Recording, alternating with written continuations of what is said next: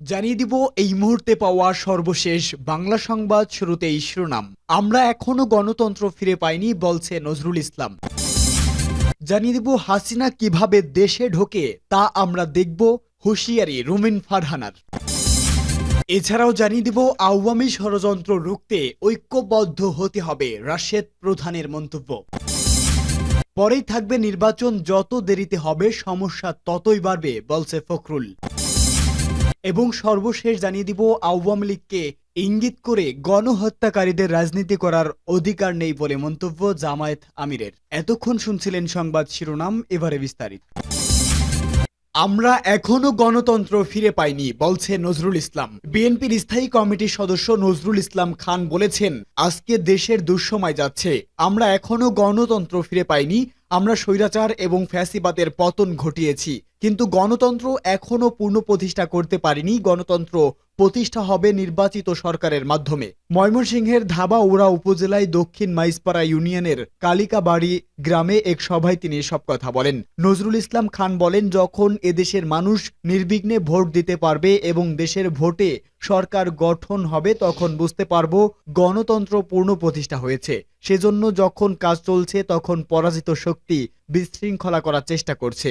সে সময় আরো যারা বিশৃঙ্খলা করবে তাদের কি আমাদের লোক বলবো না পরাজিত শক্তি বলবো। গ্রামের বাসিন্দা সাদিকুর রহমান বৈষম্য বিরোধী ছাত্র আন্দোলনে নিহত হলে তার অসহায় পরিবারকে একটি কাপড়ের দোকান করে দিয়েছে বিএনপি। উত্তর জেলা বিএনপি সদস্য সালমান ওমর রুবেলের আয়োজনে আমরা বিএনপি পরিবারের পক্ষ থেকে একটি দোকান হস্তান্তর করা হয়। কবর জিয়ারত ও সংক্ষিপ্ত সভার আয়োজন করা হয়।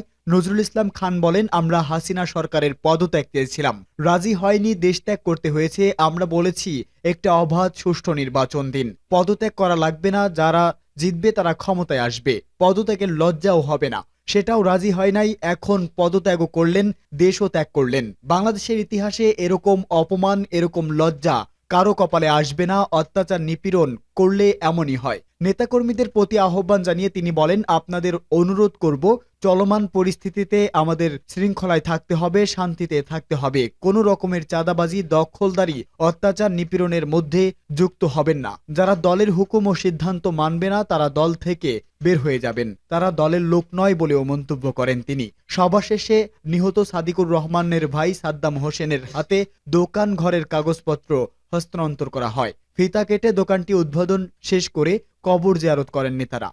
হাসিনা কিভাবে দেশে ঢোকে তা আমরা দেখব বলছে রুমিন ফারহানা। বৈষম্য বিরোধী ছাত্র জনতার আন্দোলনে নিহত শহীদদের স্মরণে ও সাবেক প্রধানমন্ত্রী বেগম খালেদা জিয়ার সুস্থতা কামনায় বারিকান্দি ও সলিমগঞ্জ ইউনিয়ন বিএনপির অঙ্গ ও সহযোগী সংগঠনের উদ্যোগে আলোচনা ও দোয়া মাহফিল অনুষ্ঠিত হয়। এ সময় বাংলাদেশ জাতীয়তাবাদী দল বিএনপি সহ আন্তর্জাতিক বিষয়ক সম্পাদক ব্যারিস্টার রুমিন ফারহানা বলেছে, সেই বৈষম্য বিরোধী ছাত্র আন্দোলনে শহীদদের আত্মত্যাগের বিনিময়ে হাসিনাকে আমরা দেশছাড়া করেছি। সেই আত্মত্যাগ যেন গুটি কয়েক সুবিধাবাদী মহলের কারণে কালিমালিপ্ত না হয়ে যায়। হাসিনা পালায়ে গেছে, কিন্তু তার দোসররা রয়ে গেছে। হাসিনা কিভাবে দেশে ঢোকে তা আমরা দেখে নেব। বারিকান্দি গনিশা মাজার প্রাঙ্গণে এই আলোচনা সভা ও দোয়া মাহফিল অনুষ্ঠিত হয়। গত একাদশ জাতীয় সংসদ নির্বাচনে ব্রাহ্মণবাড়িয়া ৫ সংসদীয় আসনে বিএনপির মনোনীত প্রার্থী কাজী নাজমুল হোসেনের সভাপতিত্বে ও উপজেলা বিএনপি নেতা অ্যাডভোকেট আনিসুর রহমান মঞ্জুর সঞ্চালনায় প্রধান অতিথি ছিলেন কেন্দ্রীয় বিএনপি সহ আন্তর্জাতিক বিষয়ক সম্পাদক ব্যারিস্টার রুমিন ফারহানা। প্রধান বক্তা ছিলেন জেলা বিএনপির নেতা হাফিজুর রহমান মোল্লাকোচি। বিশেষ বক্তা ছিলেন জহিরুল হক খোকন। বিশেষ অতিথি ছিলেন ইঞ্জিনিয়ার শফিকুল ইসলাম মঈনুদ্দিন, জসিম উদ্দিন রিপন প্রমুখ। আওয়ামী ষড়যন্ত্র রুখতে ঐক্যবদ্ধ হতে হবে বলছে রাশেদ প্রধান। জাতীয় গণতান্ত্রিক পার্টি জাগপার সহসভাপতি ও দলীয় মুখপাত্র রাশেদ প্রধান বলেছেন, ভারতীয় এবং আওয়ামী লীগ প্রেতাত্মাদের নানাবিধি ষড়যন্ত্র চলছে, আমাদের সজাগ থাকতে হবে। যে কোনো ধরনের ষড়যন্ত্রে বাংলাদেশের স্বাধীনতা ও সার্বভৌমত্ব আবারও বিপন্ন হয়ে যেতে পারে।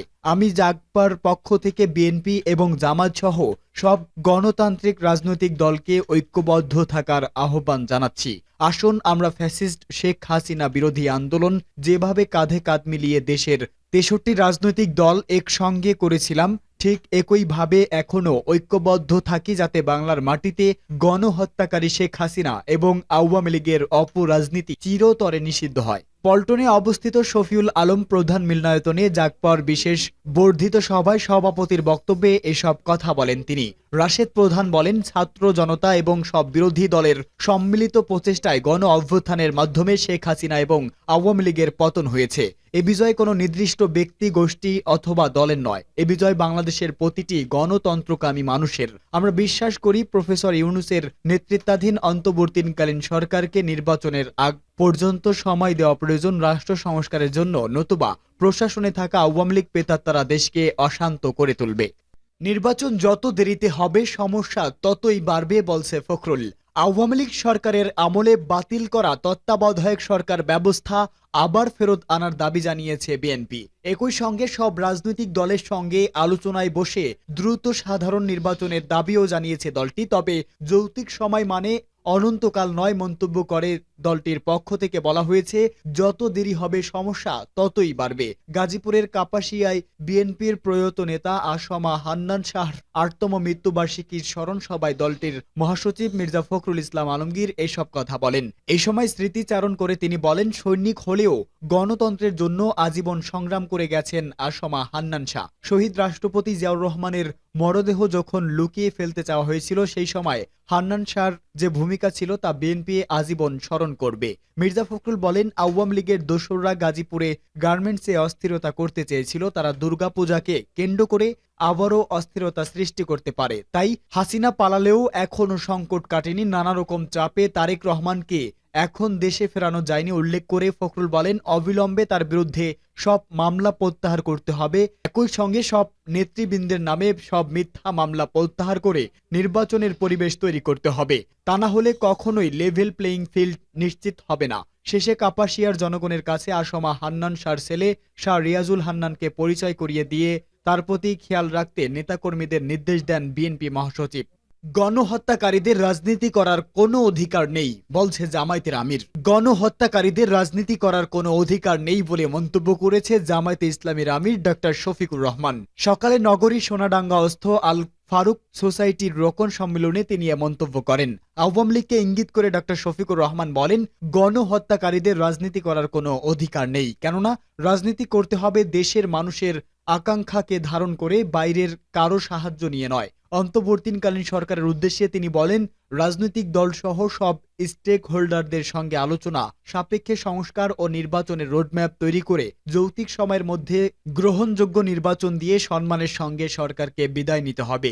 শিক্ষা সংস্কার কমিশনে আল্লাহকে স্বীকার করেন না এমন লোকদের অন্তর্ভুক্ত করা হয়েছে উল্লেখ করে ডক্টর শফিকুর রহমান বলেন, শিক্ষা সংস্কার কমিশনে কমপক্ষে একজন আলিয়া ও একজন কওমি নেসাবের আলেমকে অন্তর্ভুক্ত করতে হবে। বিডিআর বিদ্রোহের নামে ৫৭ সেনা সদস্য হত্যা সহ দেশের সব হত্যাকাণ্ডের বিচার এবং এর মাস্টার মাইন্ডদের বিচারের আওতায় আনার দাবি জানিয়েছেন। তা না হলে আবারও জালিমদের আগমন হতে পারে, তৃতীয় শক্তির উদ্ভব হতে পারে। রোকন সম্মেলনে বিশেষ অতিথির বক্তৃতা করেন জামায়াতের সেক্রেটারি জেনারেল ও সাবেক এমপি মিয়া গোলাম পরোয়ার।